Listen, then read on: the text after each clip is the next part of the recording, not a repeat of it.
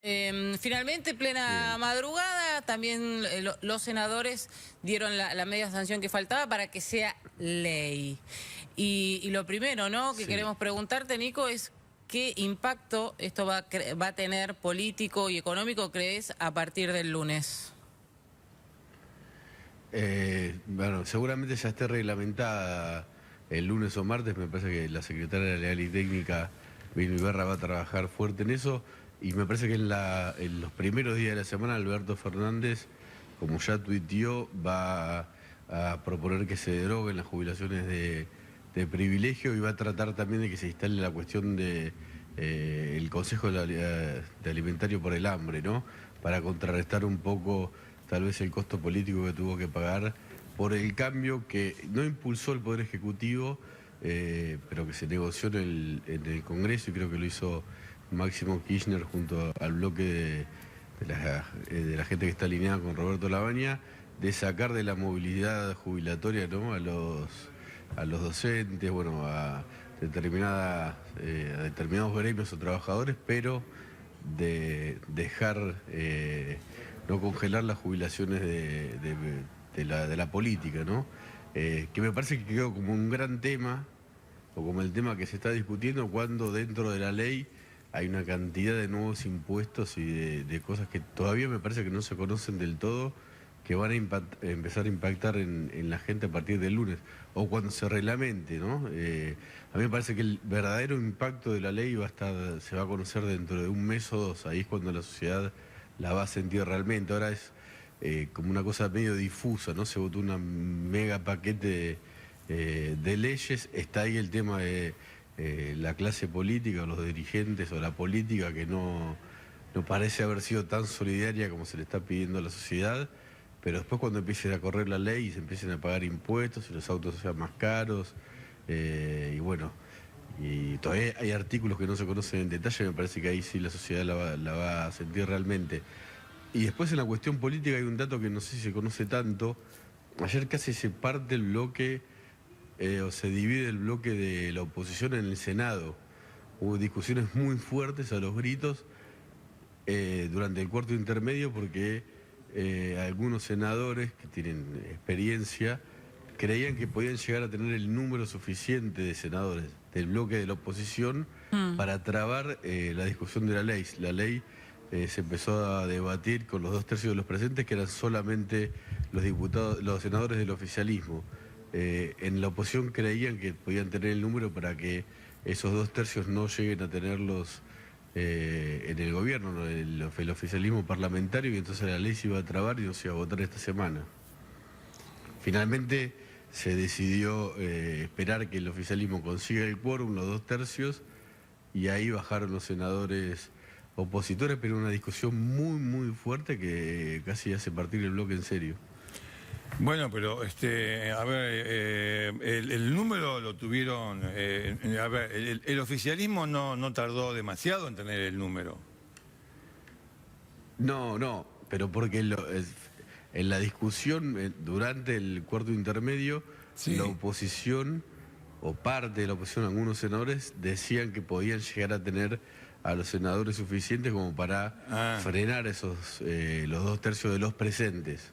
Ahora no me acuerdo si fueron 39 o 38 senadores del oficialismo que se sentaron. claro. Hubo un momento ahí de mucho nerviosismo de Cristina Kirchner, Ujú. que tiene mucha experiencia parlamentaria, cuando miraba el tablero y eran 38, 39, y bueno, ahí se votó era unánime, obviamente tenían los 2/3, pero había una posición, tal vez la más radicalizada dentro de la oposición, que decía: bajemos con 20, creo que con 25 senadores frenaban el tratamiento de la ley y se tenía que votar la semana que viene, ¿no? Y eso iba a generar todavía mucha más polémica, pero bueno, no pasó. No pasó. No. Ahora sí dejó heridas en el bloque de la oposición, porque los gritos y las peleas fueron muy, muy fuertes.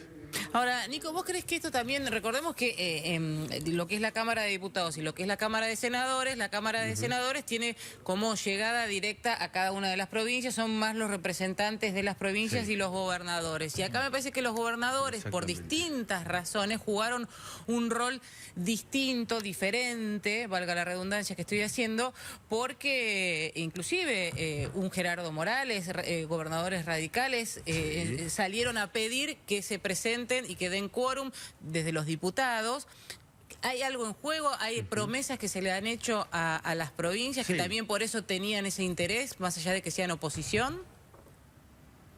Sí, parte de la negociación fue pública, ¿no? Que fue el fin del pacto fiscal que se había votado antes durante la era de Macri. Esto le permite ahora a los gobernadores volver a subir impuestos, ingresos brutos, sellos, que es más plata para sus provincias. En un solo día, el ministro del Interior, Guado de Pedro, juntó a todos los gobernadores de la Argentina y pusieron fin al pacto fiscal. Eso obviamente hizo que muchos gobernadores, sobre todo del radicalismo, Morales, Valdés y algún otro, por ejemplo, hayan hecho declaraciones públicas pidiendo en diputados que den quórum a la votación, porque también ahí hay una especie de estrategia para tratar de no dar quórum en una primera sesión. Iba a haber dos, finalmente después hubo dos, pero Morales salió a apoyar directamente a que se vote la ley de emergencia. Que, a ver, ayer hubo discursos muy buenos en el Senado, ¿no? Y en diputados también hubo muy buenos. Es cierto que el gobierno está en emergencia, digamos, económica, el propio gobierno. Tienen que recaudar dinero, necesitan la plata para pagar la deuda con el FMI. Hay después discusiones de cómo recaudarla, ¿no? Yo creo que se puso el foco en esto de las jubilaciones, pero es mínimo, ¿no?, lo que se va a terminar de recaudar si se derogan finalmente, como parece que va a ser, las jubilaciones de privilegio. Me parece que, insisto, cuando corra la ley y empiecen a cobrarse los impuestos y suban los impuestos provinciales, ahí la sociedad va a notar el impacto y tal vez el costo político que pague no solo el gobierno, sino toda la clase dirigente sea alto. Yo creo que ahí se está jugando un poco al límite, ¿no? Si recordamos lo que pasó en países vecinos, o incluso en Hong Kong, en Francia, que por cuestiones mínimas la sociedad salió a la calle a protestar. Acá este paquete de leyes puede generar mucho ruido, ¿no?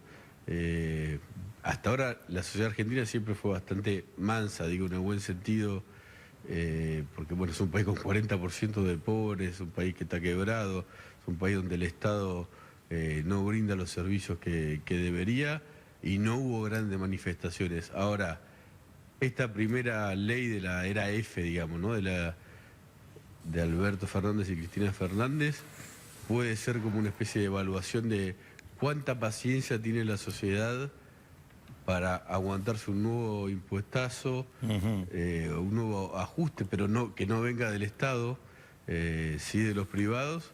Pero bueno, me parece ahí también la muñeca de Alberto Fernández para tratar de instalar de que esa plata, además de ir para la deuda, va a ir para la gente que está bajo la pobreza o la indigencia, va a ser fundamental, ¿no? Bien, Nico. Yo se lo decía el sábado pasado, empezó a gobernar el peronismo, ¿no? Van 11 días. Y esta ley se votó el jueves en diputados y el viernes en el Senado. Sí, sin casi comisión ni tratar. No sé si hay muchos antecedentes. Ni tratarse en comisiones como se suele hacer. Claro, casi no la pudieron leer los diputados y los senadores tampoco. Hay que, ahora cuando se ve artículo por artículo, tal vez aparezca alguna sorpresa.